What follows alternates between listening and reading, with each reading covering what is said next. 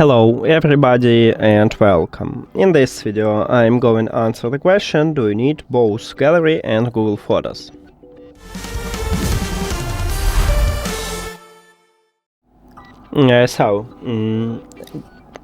Gallery on your phone is just a default photo viewer application on Android and Apple devices what keep your photos in the local storage.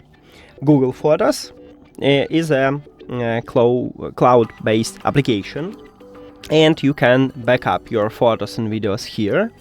Then, if you remove Google Photos, you still have your files at the cloud. So you can then install this application on another smartphone or on your phone and just move these files to your gallery. So if the local storage is okay for you, and so if you lose your phone, you lose your photos. Maybe you have it in a cloud or another storage, but if you haven't, you will lose them. And you don't need cloud service. You can just remove this application or do not install it.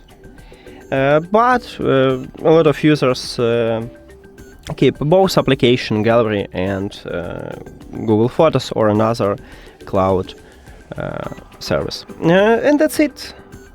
Thank you for watching this video. If you found it helpful, please consider subscribing to channel and leave the like on the video. See you later.